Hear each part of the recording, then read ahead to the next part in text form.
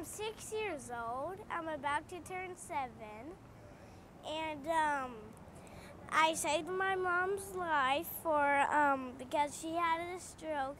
She was driving and then she didn't go to her house, and I was like, Mommy, you have to go back. Our house is behind it. And then my mom went back, and then she wasn't feeling good, so she went to the hospital for a long time. Then she brought back, and then she was better, and then yeah, that's how I saved my mom's life. I was 44 years old. I was driving home. I had picked my son up from preschool, got in the car, noticed that my face was tingling, but it was snowing and I was in Colorado, so I thought just cold. By the time I got out of the parking lot, I was slurring my speech to the point that I really couldn't talk. By the time I got to the stop sign, my vision started tunneling, and I knew then I was having a stroke. I just thought, I've got to get home. My phone was on the floor, and I didn't think to grab it. I couldn't have talked anyway.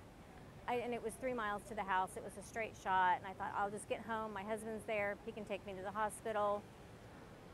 Drove past, in my lack of cognitive thinking, drove past a fire station, ran a stop sign in the middle of a huge snowstorm that we were having,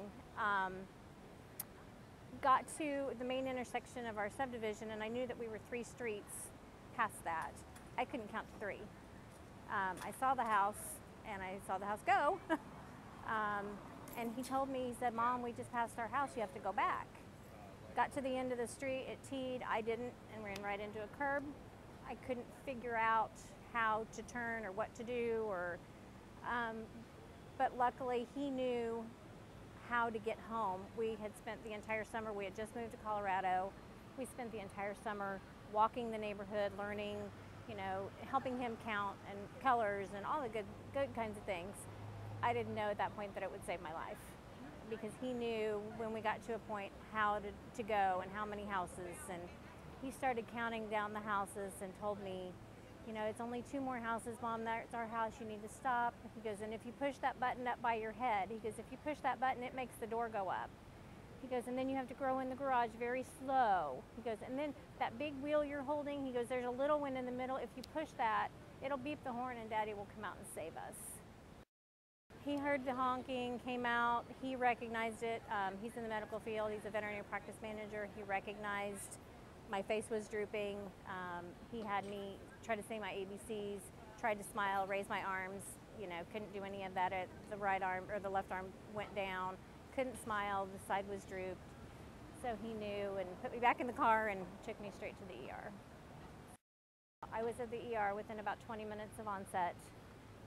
Found I'd had a right frontal lobe stroke due to a hole in my heart that I didn't know I had.